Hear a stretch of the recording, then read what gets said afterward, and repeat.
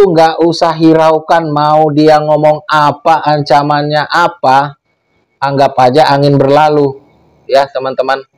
Karena omongan para DC itu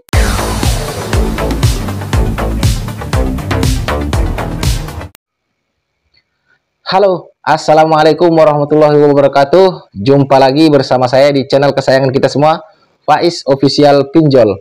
Apa kabar saudara-saudaraku semua? Apakah kalian sehat-sehat selalu? Saya doakan semoga kalian selalu dalam lindungan Allah Subhanahu wa Ta'ala, dilimpahkan rezekinya dan selalu diberi nikmat sehat. Amin, amin, ya Rabbal Alamin. Di video kali ini saya ingin membahas tentang resiko gagal bayar di tahun 2023 ini dan solusinya tentunya teman-teman ya.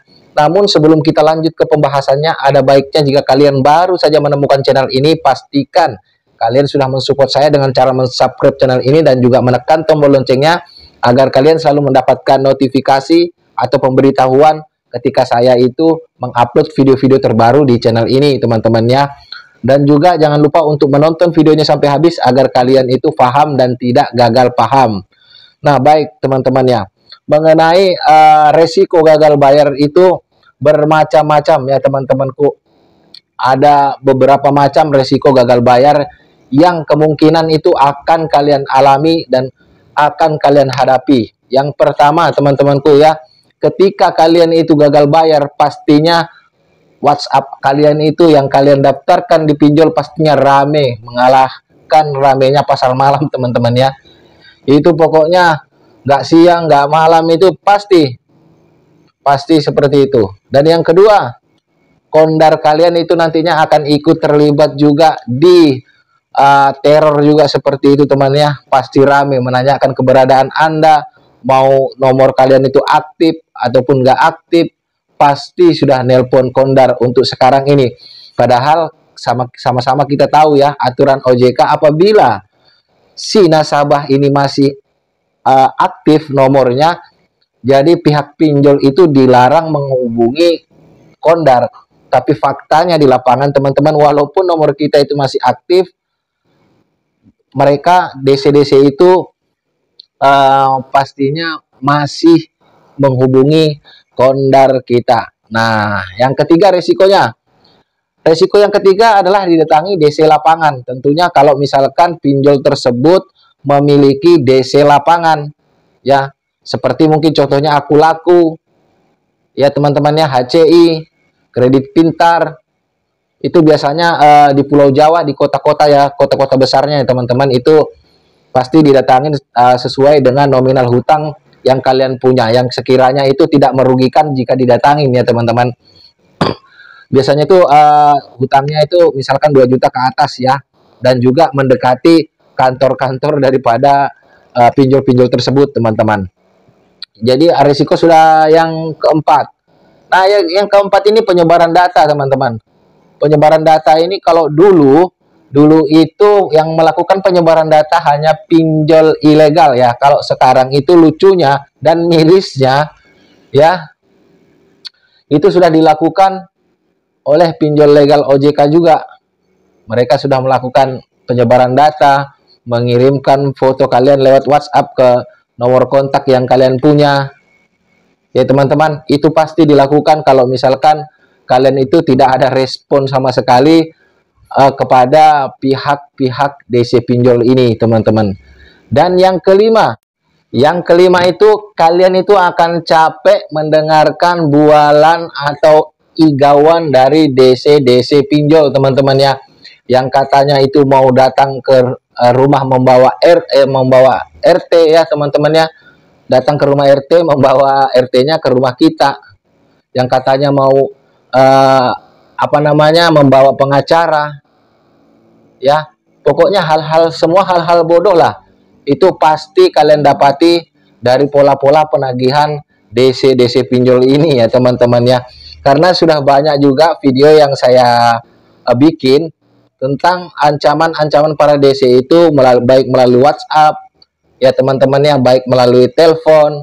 Itu pasti pola-polanya yang seperti itu. Bahkan ada yang mengancam mengambil barang-barang yang di rumah ya. Semua ada, sudah videonya saya bikin. Dan ada juga yang katanya bisa memblokir rekening kita, KTP kita, tapi sudah saya jawab ya. Kalian bisa cari aja di video-video saya yang sebelumnya ya teman-teman ya. Kalian itu bisa cari. Nah, kesalahannya kita itu karena kita itu terlalu ketakutan dan akhirnya berujung penyesalan ya teman-teman ya. Kenapa saya bilang terlalu ketakutan? Karena ketakutan itu kita akhirnya itu rela gali lubang tutup lubang ya, pinjam sana sini, gadai barang, jual barang ya teman-teman. Itu pasti ada yang melakukan itu karena merasa takut, rasa takutnya itu besar. Dan pada akhirnya ya kalian itu merasa menyesal karena tidak ada terjadi apapun kepada diri kalian ketika kalian itu gagal bayar, dan kalian itu pengen ngambil lagi sudah tidak bisa. Makanya buat teman-temanku yang baru mau gagal bayar ya, kalian itu tetap tenang aja ya, nggak usah takut. Kalau misalkan diancam-ancam, kalau bisa tambahin lagi biar ada modal ya teman-temannya. Rugi kalau gagal bayar, sudah habis uang sana sini kita ambil buat bayar, baru gagal bayarnya, galbainya itu cuma sedikit ya teman-teman. Nggak ada buat modal kalian untuk usaha, modal kalian untuk kedepannya ya. Jadi kalau memang mau galbay itu jangan satu dua aplikasi, kalau bisa 10 aplikasi lah teman-teman, karena kalian itu rugi. Sudah diancam-ancam kok malah cuman dapat segitu aja misalkan ya, jumlahnya cuman kecil.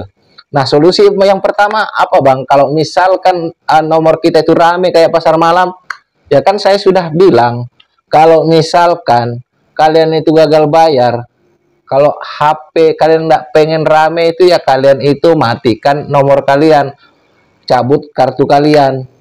Ya kalau kalian sayang sama kartu kalian ya siap aja, kalian anggap aja itu hiburan teman-temannya.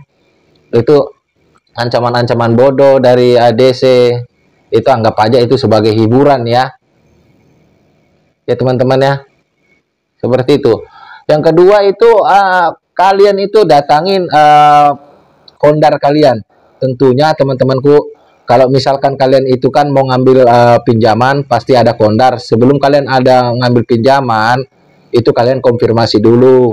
Jangan kalian mengambil nomor orang kalian jadikan kondar tanpa persetujuan. Kalian nantinya bisa kena pasal ya teman-teman ya. Jangan sampai itu.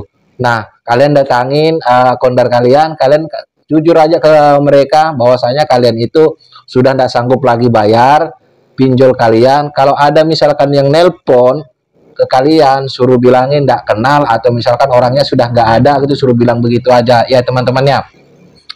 Nah, solusi ketiga, kalau misalkan DC lapangan itu mau ke rumah kalian atau ke rumah kalian, usahakan sebisa mungkin kalian itu jangan menemuin mereka. Nah, tapi kalau sudah terlanjur atau kadung kalian itu, kadung apa ya? Apa kalau kadung itu ya? Kalau bahasa Jawa kadung itu terlanjur, ya terlanjur teman-teman. Kalau terlanjur ketemu, ya kalian nggak usah janjikan apapun ya. Karena ada baru-baru ini kasus, ada tadi yang komentar yang katanya didatangi sama DC Kredit Pintar ya, dan katanya mau datang 3 hari lagi ya. Saya bilang nggak usah dihirau.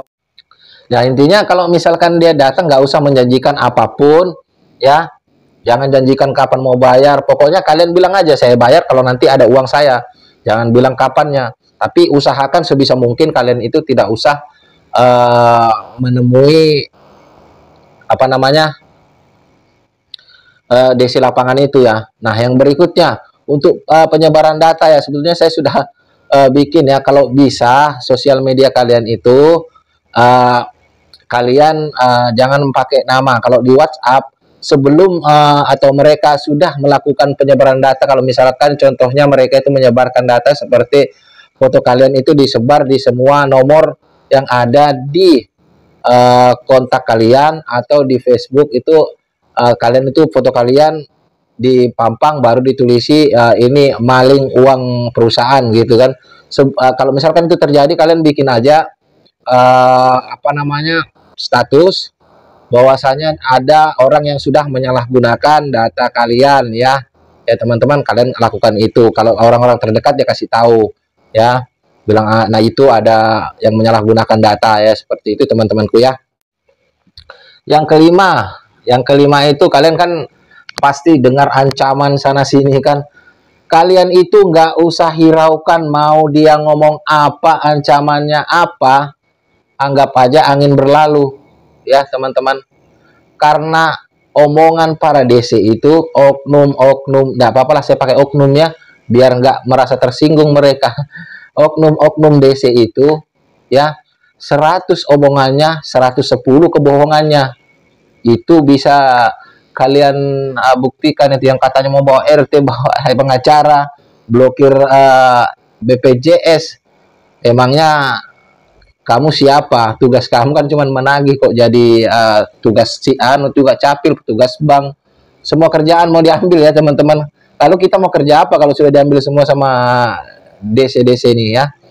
Jadi kalian itu nggak usah hiraukan. Alangkah baiknya ya kalau kalian itu memang mencabut kartu ya, baru uninstall semua aplikasi ya teman-teman. Ya itu aja solusinya.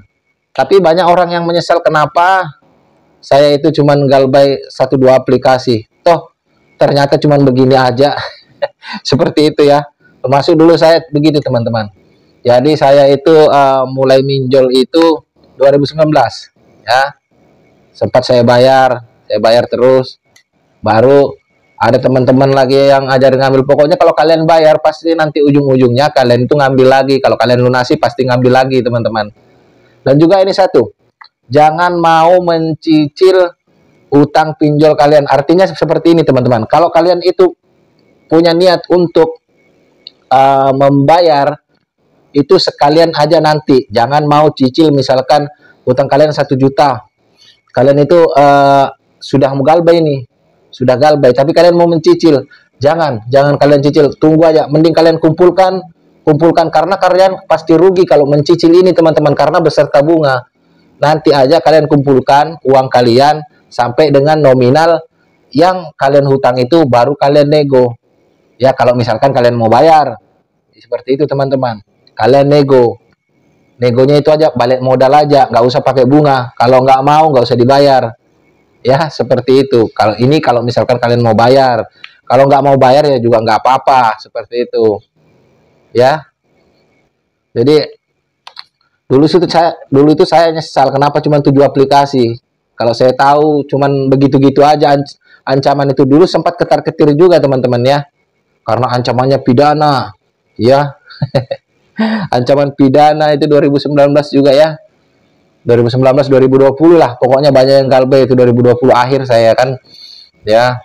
Ancaman dipidana. Wah, akhirnya bayar akhirnya 2001 2022 ambil lagi 7 aplikasi sekarang.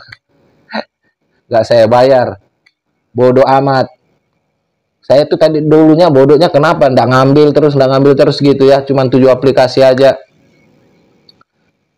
Masih agak takut-takut juga. Sekarang akhirnya nyesal kenapa nggak ngambil banyak-banyak ya.